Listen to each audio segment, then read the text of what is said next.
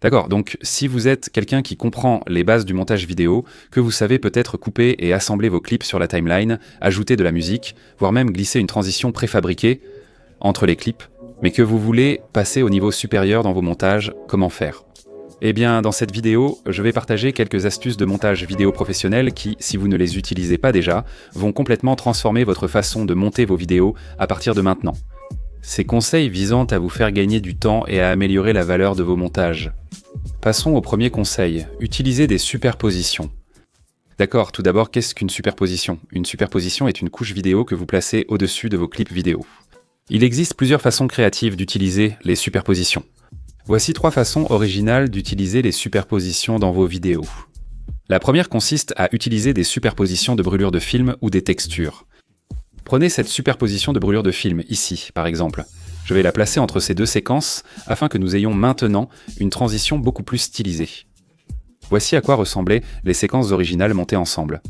Ce n'est pas mal, et voici à quoi elles ressemblent avec une superposition de brûlure de film.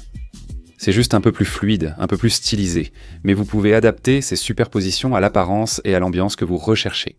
Il n'est pas obligé d'utiliser des brûlures de film. Vous pouvez choisir un style plus grunge et urbain avec ce type de superposition.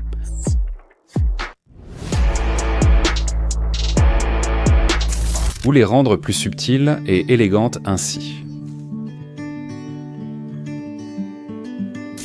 Vous pouvez aussi utiliser les superpositions de façon créative, pas seulement pour les transitions entre séquences. Par exemple, imaginez un projet où quelqu'un est sous la pluie, mais vous voulez simplement plus de pluie.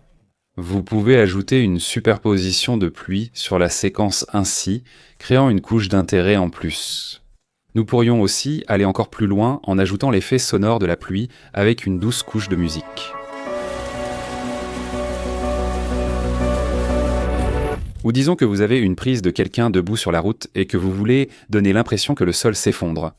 Eh bien, vous pourriez simplement utiliser l'un de ces incrustations d'effondrement du sol et vous venez d'économiser le coût d'un artiste d'effets visuels pour le faire à votre place. Que pensez-vous de cette incrustation subtile ? À côté de moi, une tasse de café fumante.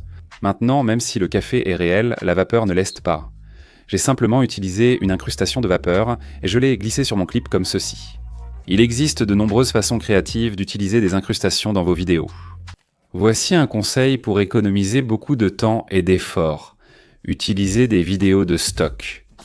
Écoutez-moi bien, car vous pensez peut-être comme je le faisais avant. Hors de question, je n'utiliserai pas de vidéos de stock à moins de les avoir filmées moi-même. Je ne les utiliserai pas.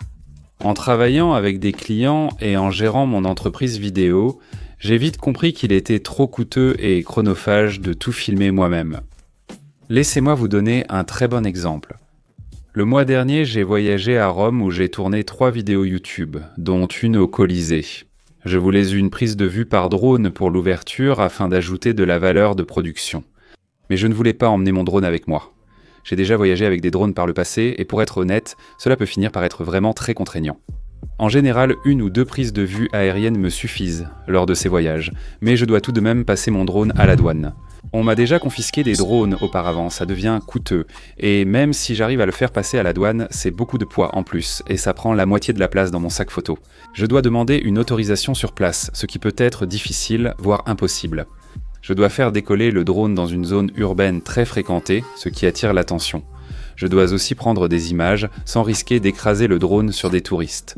Et tout cela peut devenir un peu stressant et inutile, parce qu'au lieu de faire tout ça, je peux simplement prendre une séquence d'archives du Colisée et l'intégrer dans l'introduction de ma vidéo comme ceci, ce qui ne prend que quelques secondes et me donne exactement le résultat que je recherchais.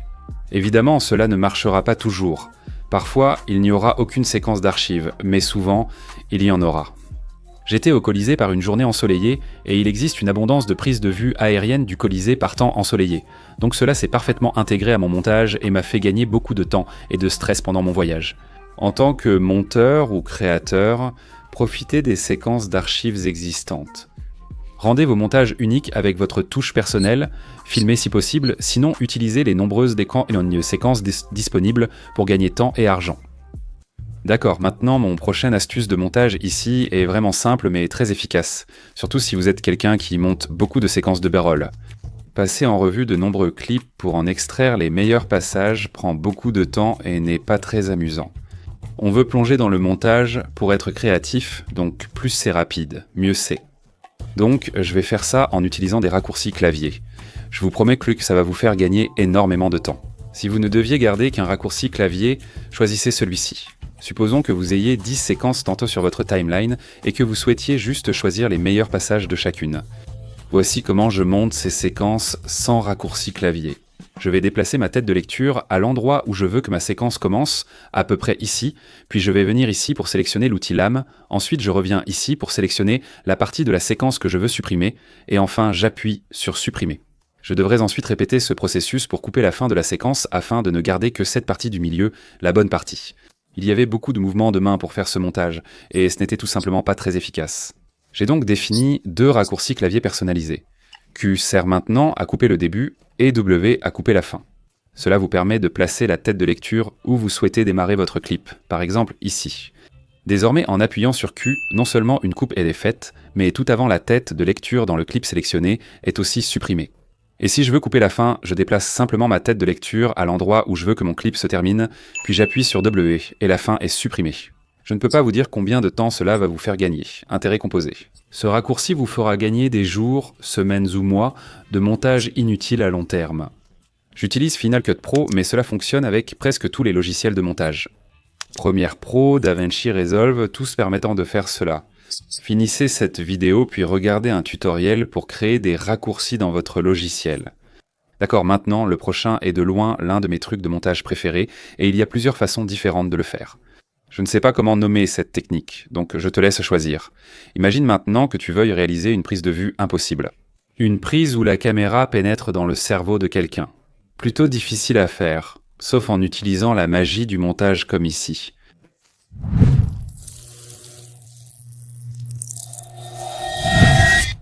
Soudain, nous avons une prise de vue qui fait cela.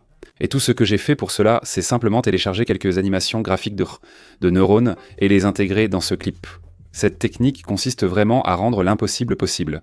Je veux dire, bien sûr, tu pourrais mettre une caméra dans le cerveau de quelqu'un, mais je ne le recommanderais pas. Utilise des animations graphiques à la place.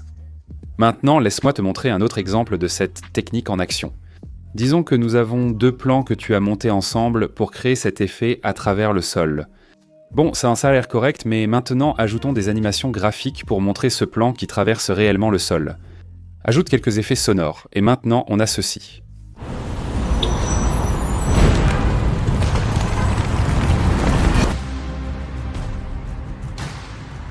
En gros, on comprend des animations graphiques ou des animations et on les intègre dans des images réelles, et ça aide vraiment à donner plus de valeur de production à tes vidéos. Comme tu peux l'imaginer, il y a énormément de possibilités avec cette technique. Regarde ce qui existe déjà, je trouve qu'il est plus facile de déconstruire ces plans, alors commence par une animation intéressante et réfléchis à la façon dont tu pourrais l'intégrer dans un futur projet vidéo ou une séquence. D'accord, passons à la suite. Parlons de l'animation du texte à l'écran parce que c'est facile de se tromper et ça peut vraiment gâcher ton montage.